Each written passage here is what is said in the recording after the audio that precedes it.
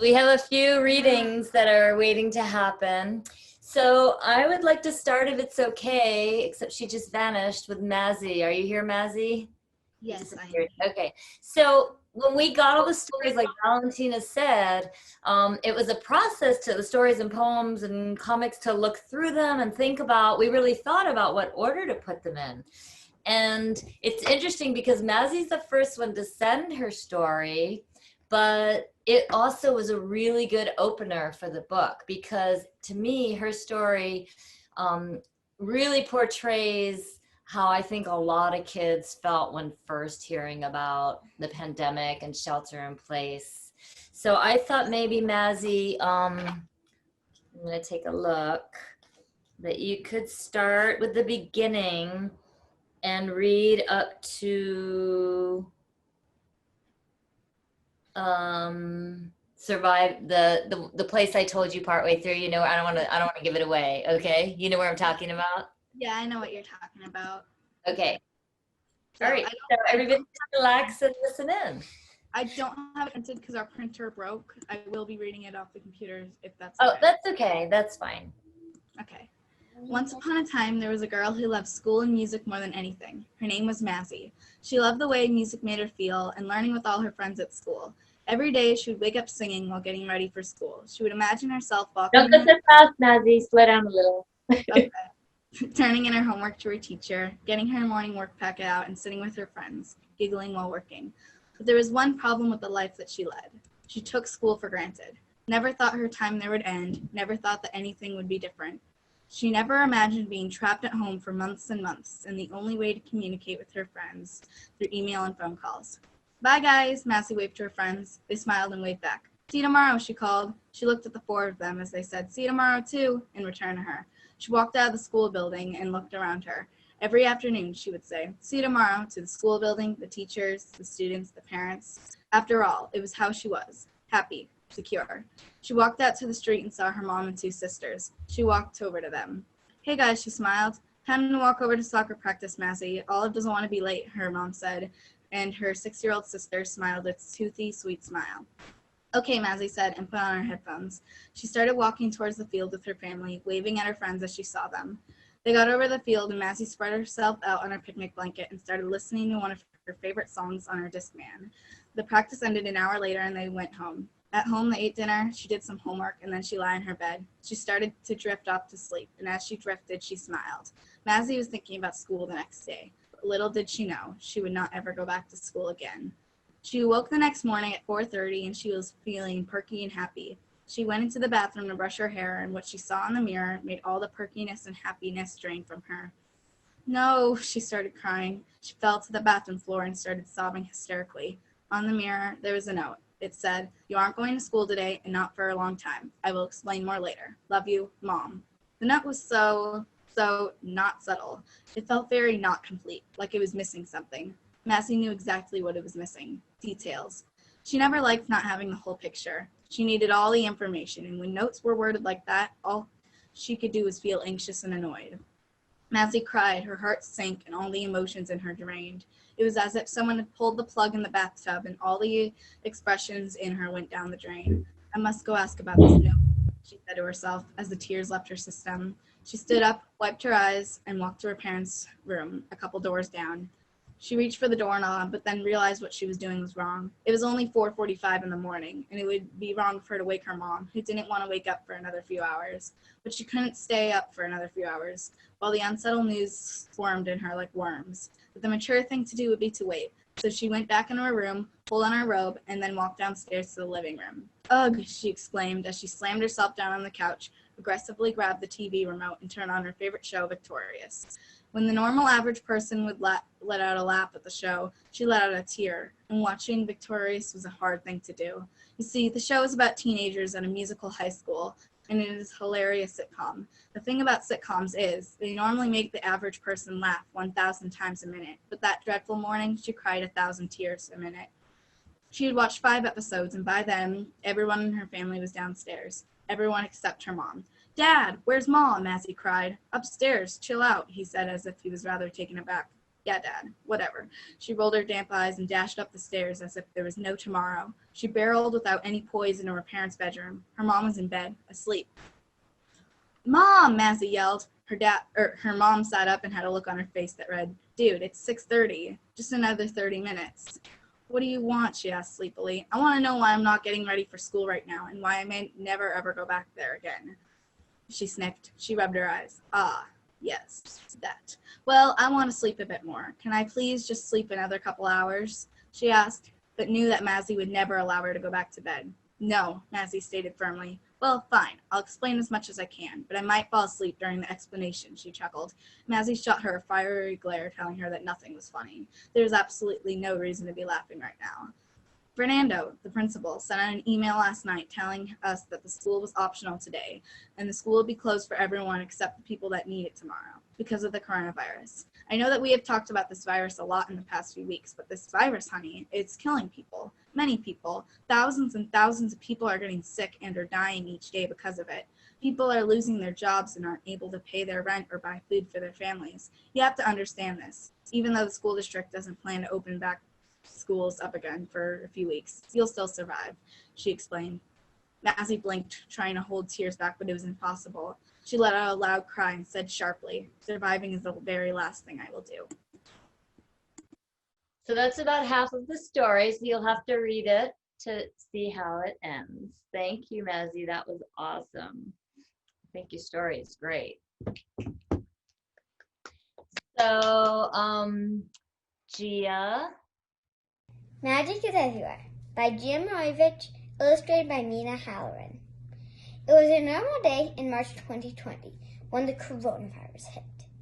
Twin sisters Leia and Lucy were 11 years old, lived in San Francisco, and they came from an Irish family. The O'Cleary clan was known to be old magical family said to have magic in their veins. The girls had set off their magic when they were 3 years old, when they danced and walked through rainbows while on a trip visiting a family in Ireland. This stirred the magic in them.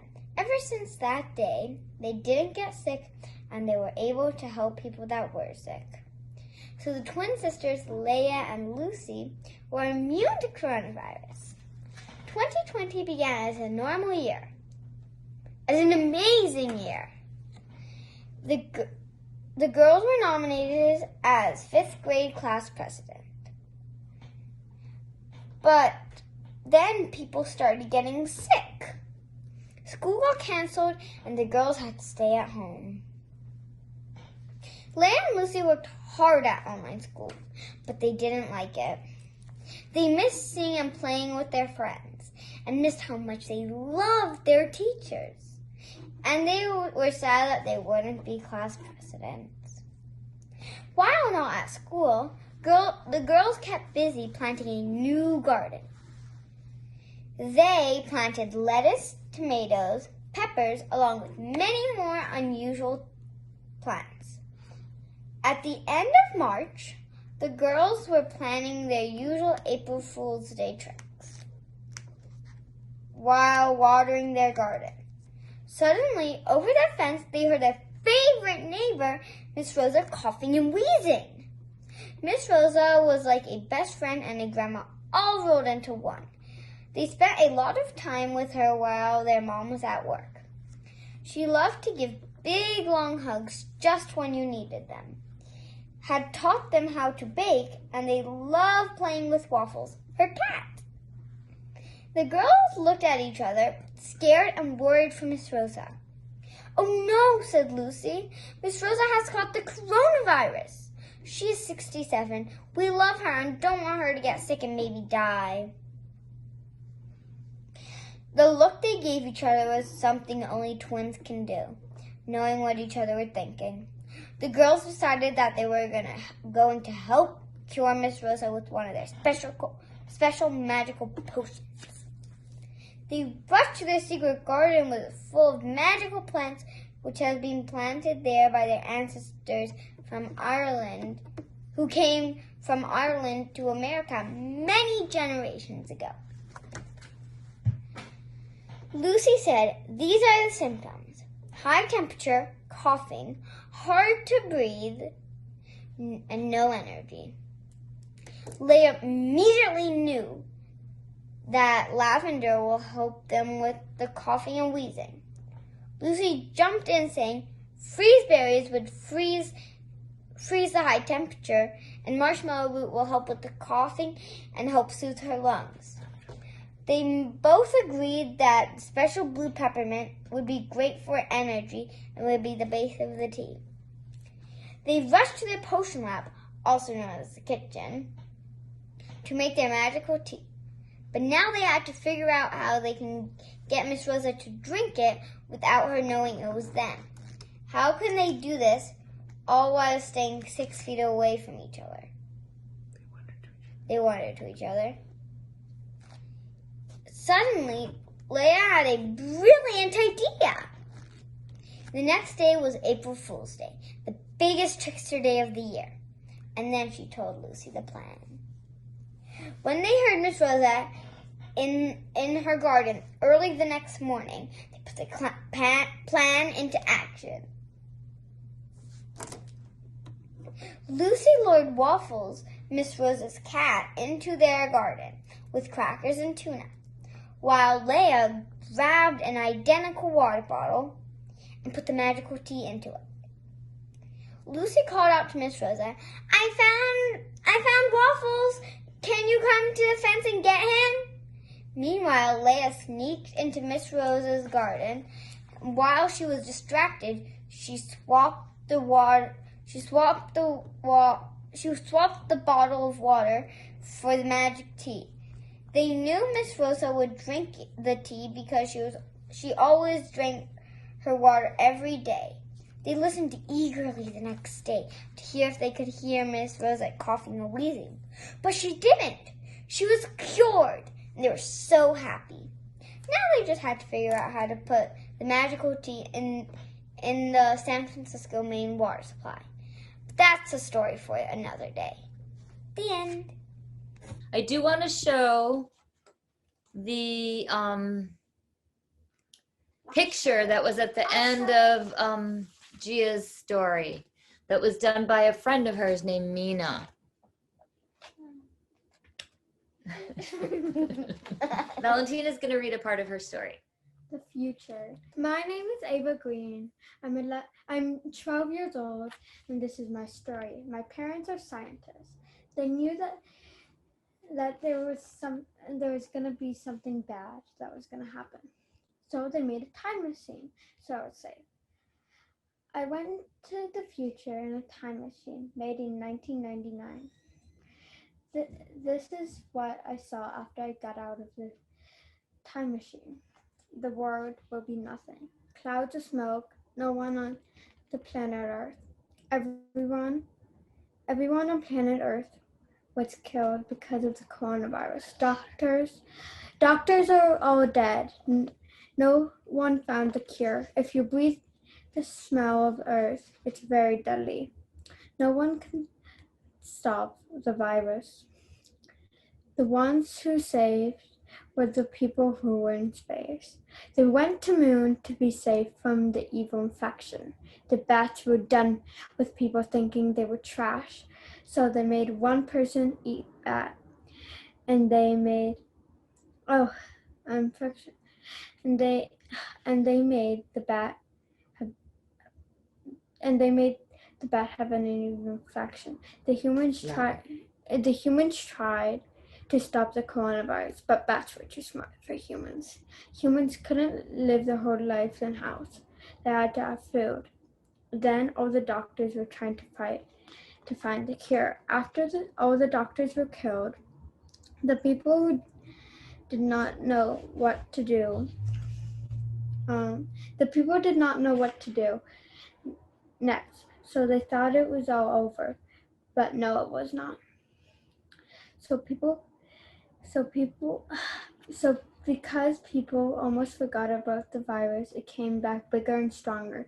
This time, it killed more people than the last. People were so tired of fighting the virus, they just gave up. Then, after every person was killed, they made bats and animals rule the world. No one knows if any humans were dressed up as animals and were still living on Earth. That's the first part. There's a second part to her story. Oh, and we show them your picture, Valentina.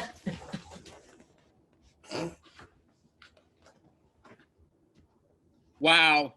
That's scary. I know. Okay, I think I'm gonna have a nightmare. You're gonna have what? Oh, yeah. Inara's afraid to have a nightmare. I know, it's a little nightmarish. I asked her if she got it from a dream, from a nightmare, and she said no, right? Yeah. Yeah. Okay. So, Inara, did you want to read some of your story? Okay. So Inara's gonna read some of hers.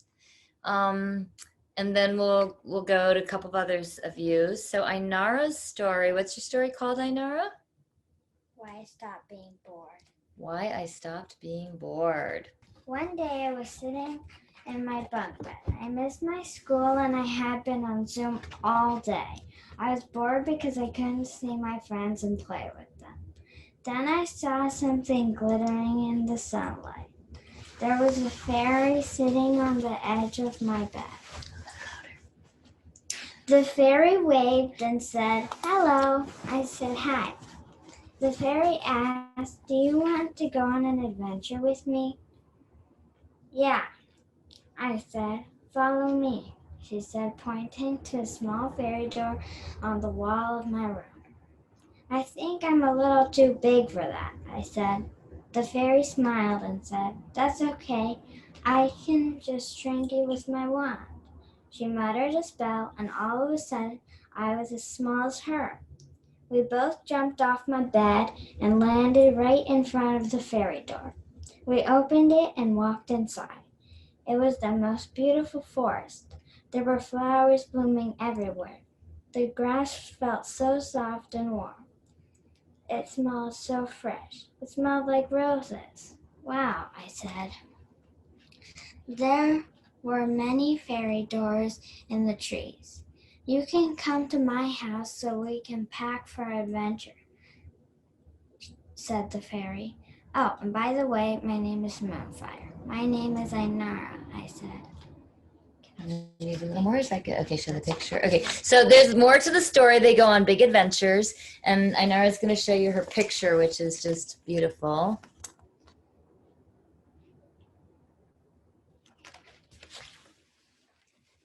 Yay. So, Neela, do you still not want to read yours, or do you want to read some? No? Okay. So, Olive, why don't you go next? Generations Youth. They were there for it all. They watched it happen, felt the losses, screamed for the struggles, cheered for the victories. It was as much theirs as it was anyone else's. But what was different about them was they saw the reason, they knew the inequalities, and their innocence drove them to keep dreaming. It was frustrating. How could they be so close? So close they could almost touch it. Each time they were there, each time someone said, this time they're gonna get it. Something went wrong, something didn't work. Someone said, no. They grew up to be divided in a situation where unity was the only answer. They didn't need to agree, but they couldn't disagree either. It played back and forth, dancing atop the line of far, too far, not far enough. Pushing the boundaries, ruining the moments. It was less of a race together and more of a fight against each other. They had the same goal. They wanted it so bad, but they were blind as to what would get them there. They were overthinking it, going so fast they didn't see what was right in front of them. They couldn't see that all they needed was to stop, to breathe, to be grateful to be able to improve instead of destroy. They needed to see what they already had and use that to change what was already there. They had each other, not just those who they knew, not just those who were standing beside them, but they had each other. They all breathed the same air, cried the same tears, laughed in the same moments, and they wanted the same victories. Each generation started out wanting change, wanting to purify the world, but that doesn't happen overnight. And as more and more of them broke off from its overwhelming undertaking, they gave up. They left it to the next generation.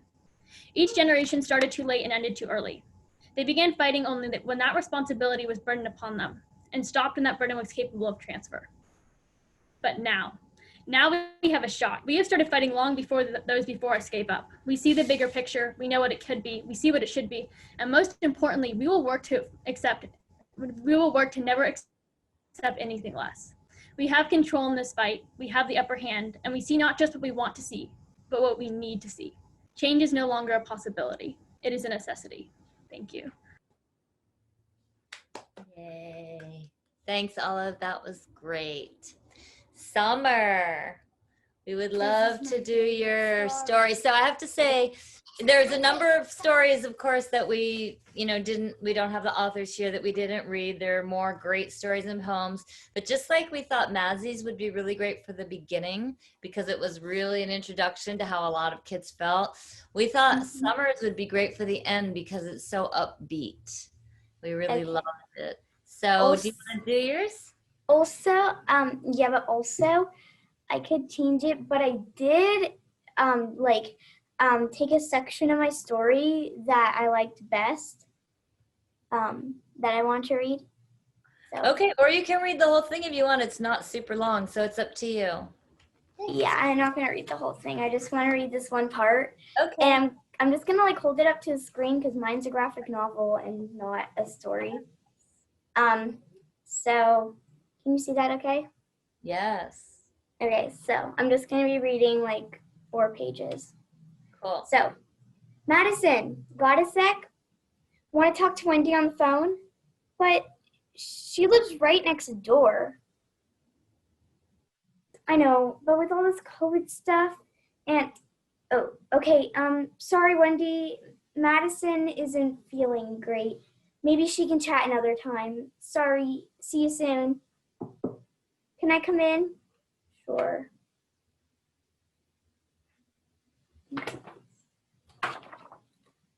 Look, honey, I know you're sad, but this time just isn't a good time to see friends, especially indoors. And wait a second, what if we go see all your friends in the park and we wear masks? Does that sound good? Mm-hmm. Thank you, Mom. You're welcome. And then this is 2 hours later. Your friends should be here soon. Yay! I see them. Hi, everybody. And that's the end. Can you show, do you have the next page that shows all your friends in the picture? We love that. If not, we have it in the book. We have I don't here. know. Can we show it? Is that okay? Yeah. Oh, yeah, I see it. I added a cheese because I didn't. Do you have your last page in front of you? Can you read the last page, or that would be really nice because it's the very end of the book. Show the picture too for that. This one? Yeah, I see it, Mom. Okay. So I guess the main lesson in this story is don't have anything let you down. Solve your problems, try new things, and most importantly, don't give up. Thank you so much for taking a look at my story. Bye. Speaking of pictures, I wanted to show the front of the book. My favorite story. Yeah, and I wanted to give a shout out to Neela, who drew the picture that we decided to use for the cover because it's such an awesome drawing. We just loved it and thought it was really fitting for the whole theme of the book. And Ainara's going to show you it too. And what else? This is great. Well, thank you everybody so much for reading and telling about your motivations. And does anybody have anything else that they want to say before? I think we're pretty much ready to wrap up, right? I would like Valentina to read the dedication of the book because we have a dedication. We dedicate this book to essential workers and all the children living through the COVID-19 pandemic. Did everybody hear that? Yeah. So yeah, anything anybody wants to add, you can say anything you want. Either about writing, about the pandemic, your experience, the book, anything you want to share. Thank you. Thank you. Thank you. This is so exciting. I'm so glad everyone was able to make this webinar for the kids in Easton and anybody else who wants to watch this, and hopefully they will buy this book and maybe do some writing of their own inspired by it.